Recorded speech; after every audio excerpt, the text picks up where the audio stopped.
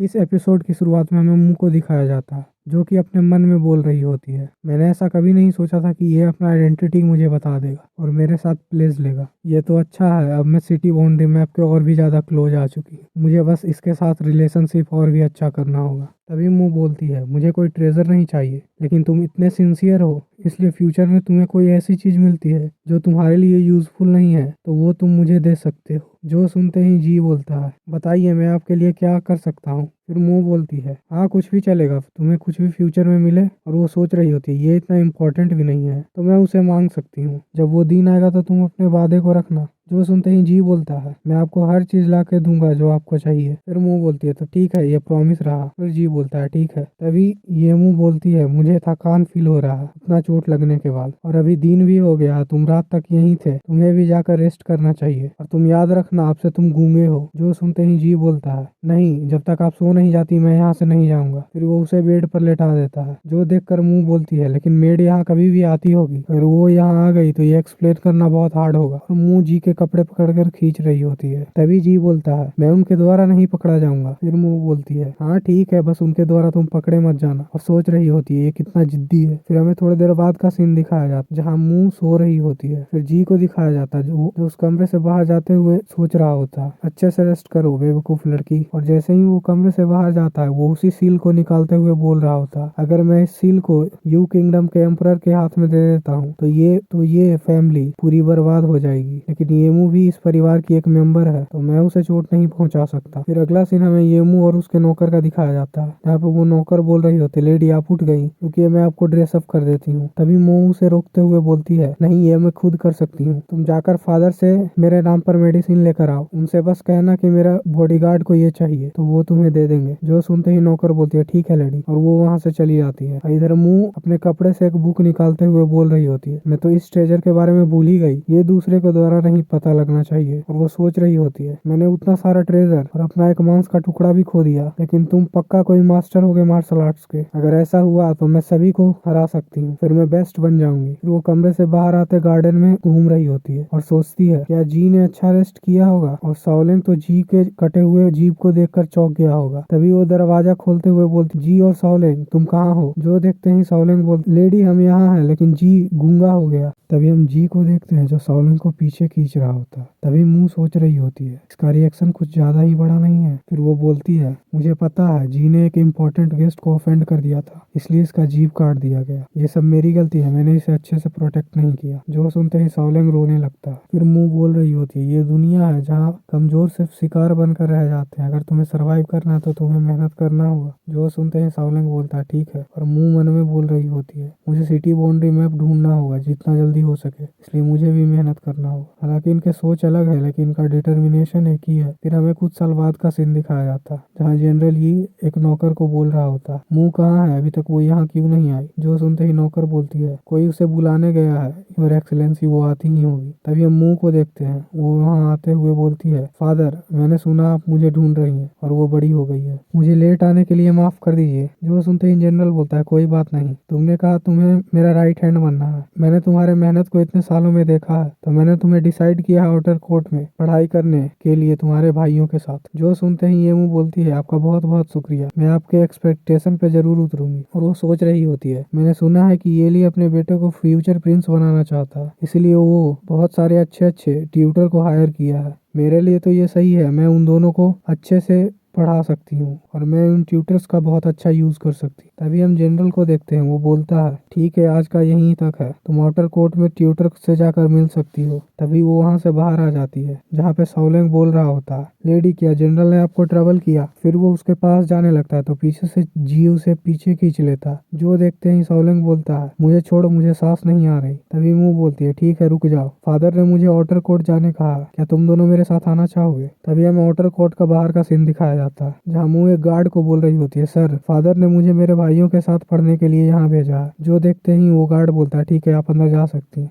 तभी हमें outer court के अंदर का सीन दिखाया जाता है जहाँ पे कुछ बच्चे बोल रहे होते हैं, क्या ये येमू है, ये कितनी छोटी और पतली है। फादर इसे कैसे देखते हैं? क्या वो अंधे हैं? और ये दोनों फॉलोवर, ये तो चीप स्लेव्स हैं। इसकी हिम्मत कैसे हुई यहाँ लाने की? और ये दोनों फॉलोअर्स, ये तो स्लेव्स हैं। बिना इनके ओरिजिन को ये यहाँ उठा कर ले आई। और हाँ, और ये एक कॉन्कोवाइन की बेटी होकर आउटर कोर्ट में कैसे आ सकती है? तभी दूसरा बंदा बोलता है, मैंने तो सुना है फादर इस पर बहुत ज्यादा अटेंशन देते हैं। तभी हम एक और बंदे को देखते हैं, वो बोल रहा होता है, हाँ, एक कॉन्कोवाइन की बेटी इतना वैल्यू डिजर्व नहीं करती। मुझे तो ऐसा लगता है ये यहाँ चोरी छुप के चली आई है बिना फादर को बताए। फिर वो एक टेबल को लात मारते हुए साइड करता है और बोलता है, ये मुंह, आउटर कोर्ट ऐसी जगह नहीं है जहाँ तुम एक कॉन्कोवाइन की बेटी आ सकती हो। और ये येतियन होता है जो कि फिफ्थ ब्रदर होता है। जो सुनते ही सावलंग भड़क जाता है और बोलता है, तुम ये क्या कर रहे हो? तभी मुंह बोलती है, येतियन, तुम पक्का मजाक कर रहे होगे। तुम मिस्ट्रेस के बेटे हो तो मैं तुम्हारे से रूड नहीं हो सकती, लेकिन फादर ने मुझे यहाँ आने के लिए बोला है तो उनके ऑर्डर को फॉलो नहीं करना ये तो गलत है। तभी येतियन बोलता है, तुम हवा में मेरे सामने ज्यादा मत उड़ो, अगर तुम हार्ड ही खेलना चाहती हो। तभी वो पीछे दो बंदे को बोलता है, जाओ उसे जाकर सबक सिखाओ। तभी हम पीछे सावलंग और जी को देखते हैं, वो दोनों भी आगे बढ़ जाते हैं और सावलंग बोल रहा होता है, तुम्हारी हिम्मत कैसे हुई हमारी लेडी को चोट पहुंचाने? फिर वो दोनों उन दोनों को मारकर पकड़ कर रखे होते हैं। जो देखते ही एक बंदा बोल रहा होता है, तुम्हारी हिम्मत कैसे हुई इस फैमिली के यंग मास्टर को मारने की? तुम एक स्लेव हो। तभी तियन बोलता है, तुम्हें बहुत हिम्मत है, तुम अपने आदमियों से यंग मास्टर को पिटवा रही हो। कोई और इन दोनों स्लेव को अरेस्ट करो। और ये मुंह, मैं तो तुम्हें पनिश करूंगा लाठी से, वो भी सर्वेंट के द्वारा। जो सुनते ही मुंह बोलती है, मुझे पता था ये ऐसा कुछ होगा। तभी वो बोलती है, सावलंग जी पीछे आ जाओ। जो सुनते ही सावलंग बोलता है, ठीक है लेडी। तभी वो दोनों पीछे आ जाते हैं और मुंह बोल रही होती है, ये तियन, मुझे पता है तुम मुझे अच्छा नहीं समझते, वो भी बहुत लंबे समय से, लेकिन मैं तुम्हें ये वादा करती हूँ कि फादर भी तुम्हारे बारे में ऐसा ही सोचते होंगे। जो सुनते ही तियन बोलता है, क्या बकवास कर रही हो? वो पीछे नौकर से बोलता है, जल्दी जाओ और इसे सबक सिखाओ। तभी वो नौकर तियान के पास आते हुए बोलता है, यंग मास्टर, क्यों ना आप इन्हें इग्नोर कर दें, और आउटर कोर्ट में लड़ाई करना ये बैन है और ये जनरल का ऑर्डर है। जो सुनते ही तियान बोलता है, तुम जर्क, तुम क्या कहना चाहते हो? क्या तुम उसे मारने का हिम्मत भी नहीं कर सकते? वो सिर्फ एक कॉन्कुबाइन की बेटी है, तो तुम डर किस लिए रहे हो? तभी वो खुद आगे बढ़ते हुए बोलता है, लगता है मुझे इसे खुद ही मारना होगा। और जैसे ही वो उसे मारने वाला होता है, ये मुंह उसका हाथ पकड़ लेती है और वो बहुत जोर से पकड़ी होती है। जो देखते ही तियन बोलता है, क्या कर रही हो तुम, छोड़ो मुझे। तभी मुंह बोलती है, ये तियन शांत हो जाओ, तुम फाइट करके क्यों हमारे रिलेशनशिप को खराब करना चाहते हो? फिर वो उसे पीछे फेंक देती है और बोलती है, आज तो मैं यहाँ सिर्फ ट्यूटर और अपने भाइयों को ग्रीट करने आई थी, अब यहाँ कुछ नहीं है तो मैं यहाँ से जाना चाहूंगी। फिर सीन शिफ्ट होता है और हमें डाइनिंग टेबल का सीन दिखाया जाता है जहाँ तीनों बैठकर खा रहे होते हैं। तभी सावलंग बोलता है, लेडी, आपको फ्यूचर में केयरफुल रहना चाहिए, मुझे लगता है वो लोग आपके तरफ बहुत हॉस्टाइल थे। और इधर मुंह सोच रही होती है, ये लिए अपने बच्चे को जहर की तरह बड़ा कर रहा है और वो हमेशा कॉम्पिटिटिव वन को चाहेगा, और जब वो एक दूसरे से फाइट कर रहे होंगे तो वो उसके खिलाफ भी नहीं है। अगर मैं उनसे अलग रहूंगी तो मैं उनके आंखों में पक्का चुभूंगी ही। और ये तो आज सिर्फ एक शुरुआत था। तभी जी मुंह की तरफ देख रहा होता है। जो देखते ही मुंह बोलती है, चिंता मत करो, जब तुम मुझे प्रोटेक्ट कर रहे हो तो मुझे कौन बुली कर सकता है? तभी सावलंग बोलता है, हाँ, हम आपको प्रोटेक्ट करेंगे। तभी एक नौकर भागते हुए आती है और बोलती है, मिस्ट्रेस आपको अभी मिलना चाहती है। जो सुनते ही मुंह बोलती है, लेकिन क्या फादर घर पे हैं? और सोच रही होती है, ऐसा लगता है ये तीन अपने मदर से कंप्लेन कर दिया है। तभी वो नौकर बोलती है, मैंने पता लगाया है, अभी जनरल एक बैंक्वेट अटेंड कर रहा है तो वो किसी से नहीं मिल सकते। फिर मुंह अपने मन में बोलती है, ऐसा लगता है मिस्ट्रेस ने एक अच्छा टाइम ढूंढा है, अगर मैं नहीं गई तो मुझे डर है वो यहाँ नहीं आ जाएगी। फिर वो बोलती है, साउची, तुम जाकर फादर को बताओ मेरे सिचुएशन के बारे में और उनसे कहना कि मिस्ट्रेस मुझे मारने वाली है। जो सुनते ही सावलंग चौंक जाता है। फिर वहाँ पे कुछ नौकर आते हुए बोलती है, लेडी आप इधर उधर करना बंद कीजिए, आप मेरे लिए ये डिफिकल्ट कर रही हैं। और वो एटीट्यूड में बोलती है, आपको कुछ प्रिपेयर करने की जरूरत नहीं, आप बस कपड़े चेंज कर कर मेरे पीछे आई। तभी मुंह बोलती है, तुम मेरे तरफ ऐसे मत देखो, मैं कोई प्रिजनर नहीं हूँ, मैं अभी कपड़े चेंज कर तुम्हारे साथ आती हूँ। तभी जी उसका हाथ पकड़ लेता है और वो बहुत चिंतित होता है। जो देखते ही मुंह बोलती है, कोई बात नहीं, मैं ये हैंडल कर सकती हूँ, तुम और सावलंग अंदर मत आना। और वो वहाँ से जाने लगती है। और इधर जी सोचता है, लगता है जैसा मुंह ने कहा, ये फैमिली की मिस्ट्रेस कोई फ्रेंडली वूमेन तो नहीं है। और इधर नौकर बोल रही होती, अब मैं क्या करूँ, लेडी ने तो मुझे जनरल के पास जाने के लिए कहा, लेकिन मैं वहाँ जाकर क्या कहूंगी? तभी जी सावलंग को कुछ इशारा करता है। जो देखते ही सावलंग बोलता है, तुम्हारा क्या मतलब है, क्या मैं इसके साथ जाऊं? तभी सावलंग सोचता है, जनरल तो बहुत खतरनाक आदमी, अगर हम वहाँ गए तो वो मार भी देगा हमें, लेकिन लेडी के लिए इतना तो चलता है। फिर वो जी से बोलता है, ठीक है चलो हम जनरल के पास चलते हैं। तभी अगला सीन हमें उसी मिस्ट्रेस का दिखाया जाता है और वहाँ मुंह आते हुए बोलती है, मैं यहाँ आ गई। तभी इसका नाम बताया जाता है जो कि वेनरू होता है। और वो बोलती है, मुंह, मैंने सुना है कि तुम आजकल बहुत पावरफुल हो गई हो, कि तुमने अपने भाई को भी अवॉइड करना स्टार्ट कर दिया। जो सुनते ही मुंह चौंकते हुए बोलती है, क्या ब्रदर ने मेरे बारे में कंप्लेन किया? और फिर वो उसके आसपास घूमने लगती है और बोलती है, मदर ये तो बस एक मिसअंडरस्टैंडिंग है, मैं तो उन्हें सबसे ज्यादा रिस्पेक्ट देती हूँ, हम तो लास्ट टाइम बस फन कर रहे थे। जो सुनते ही मिस्ट्रेस बोलती है, मुझे अभी भी याद है तुम्हारी हालत जब तुम्हारी माँ 1 साल पहले मरी थी। अगर ये मैं नहीं होती जिसने तुम्हारा ध्यान रखा होता तो आज तुम्हारी हालत भी उन्हीं तुम्हारी बहनों की तरह होती जो कि उस बाकी सारी कंकुबाइन की बेटी हैं। जो सुनते ही मुंह बोलती है, इसलिए मैं हमेशा कहती हूँ कि आप बहुत काइंड हार्टेड है मदर, आप मुझे इस तरह से ट्रीट कर रही हैं, मैं फ्यूचर में जरूर इसे रिपे करूंगी। जो सुनते ही वो बोलती है, रिपे करने की कोई जरूरत नहीं, और तुम क्या सोचती हो मैं तुम्हें यहाँ अपने कोर्ट में बुलाई हूँ तुम्हारे बीमारी के लिए, लेकिन तुम बीमार हो और तुम कभी भी मर सकती हो, इसके लिए जनरल मुझे ब्लेम नहीं करेंगे। जो सुनते ही मुंह बोलती है, आपका क्या मतलब है? मैं नहीं समझ रही, मैं तो बीमार नहीं हूँ। जो सुनते ही मिस्ट्रेस बोलती है और फिर मुंह बोल रही होती है, और फादर ने कहा है कि वो आज इवनिंग में आकर मेरा लेसन चेक करेंगे, तो मैं बीमार कैसे हो सकती हूँ? तभी मिस्ट्रेस बोलती है, बेचारी लड़की, तुम्हें नहीं पता तुम बीमार हो और मुझे डर है कि तुम बीमारी के कारण आज रात जनरल से बात भी नहीं कर पाओगी, लेकिन मैं तुम्हें जितना हेट करूंगी उतना ही अच्छा ट्रीट करूंगी, इसलिए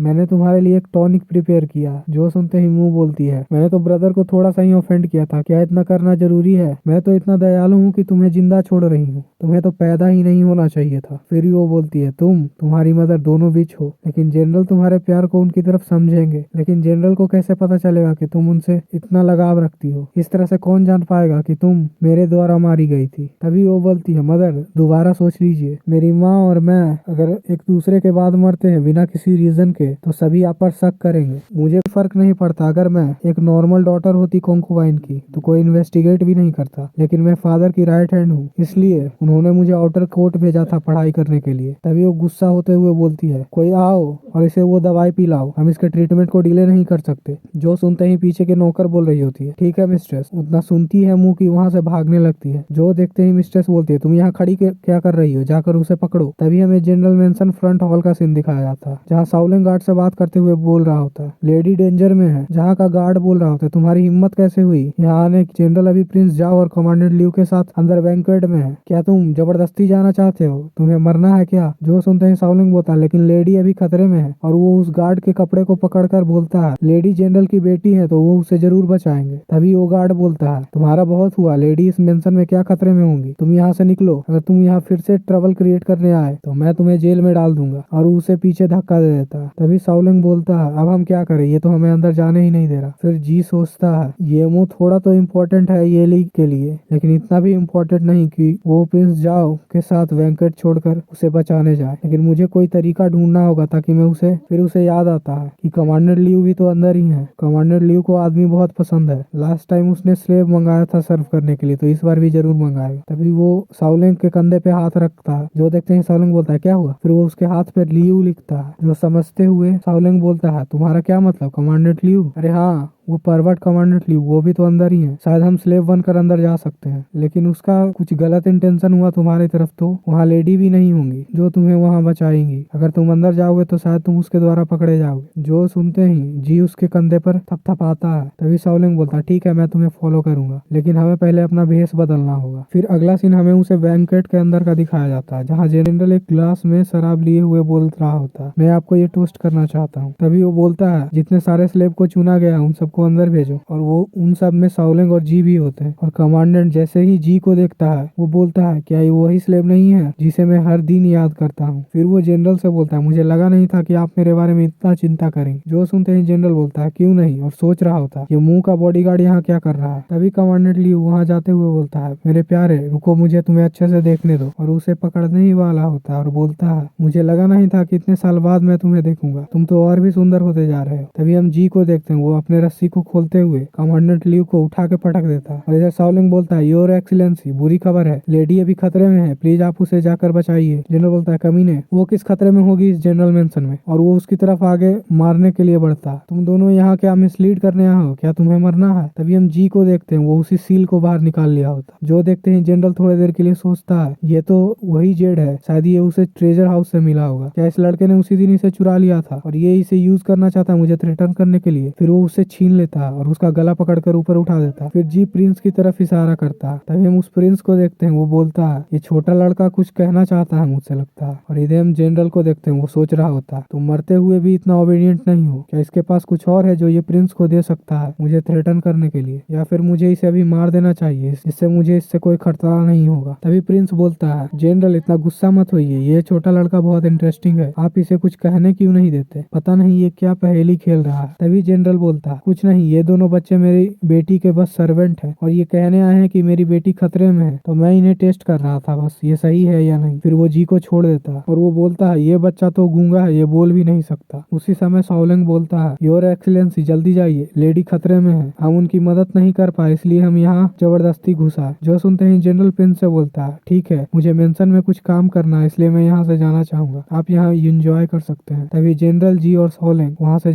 निकल जाते हैं और जनरल बोल रहा होता है तुम जो बोल रहे हो वो सच होना चाहिए, अगर नहीं हुआ तो तुम पक्का मरोगे। और इधर जी सोच रहा था ये मुंह मैं तुम्हें बचाने आ रहा हूँ। तभी सीन शिफ्ट होता है, हमें येमू को दिखाया जाता है जिसे एक नौकर ने पकड़ लिया होता है, पकड़कर ऊपर उठा दिया होता है। तभी येमू बोल रहे होते मुझे छोड़ो, लेकिन वो येमू के पेट पर एक पंच मारता और बोलता है शांत रहो, और उसे उठाकर उस मिस्ट्रेस के पास फेंक देता। जो देखते ही मिस्ट्रेस बोल रही होती है छोटी लड़की मुझे लगा नहीं था कि इतनी यंग एज में तुम्हारा स्किल इतना अच्छा होगा, तुम तो कैपेबल हो। और इधर म्यू अपने मन में बोल रही होती है ये बहुत दर्द कर रहा है, ये आदमी तो बहुत पावरफुल था, मेरे पास अब स्ट्रेंथ भी नहीं बचा है कि यहाँ से उठकर भागूं। फिर वो मिस्ट्रेस बोलती है जाओ कोई से वो टॉनिक पिलाओ। फिर पीछे वाली नौकरानी बोलती है ठीक है, और वो उसका मुंह खोलकर उसे पिलाने ही वाली होती है। तभी मुंह सोचती है नहीं मैं अभी नहीं मर सकती, मुझे रोकना होगा जब तक येली यहाँ नहीं आ जाता। फिर वो वहाँ से छुड़ाकर उस टॉनिक को गिरा देती है। जो देखते ही मिस्ट्रेस उसे एक लात मारते हुए बोलती है तुम्हारी हिम्मत कैसे हुई रेजिस्ट करने की, जल्दी से कोई टॉर्चर करने का इंस्ट्रूमेंट लाओ, मैं आज इसे मार मार कर मार दूंगी। तभी हम देखते हैं येमू को एक लकड़ी के ऊपर बांध दिया जाता है और वही बंदा एक बैट लेकर आता है और वो उसे मारने ही वाला होता है। और इधर येमू सोच रही होती है कोई नहीं आया, क्या मैं सच में मरने वाली हूँ। तभी हम जनरल को देखते हैं, वो वहाँ आते हुए बोलता है रुको, और वो पैड जैसे ही येमू को लगने वाला होता जी जाकर बीच में उसे अपने ऊपर ले लेता और वो येमू से बोलता है डरो मत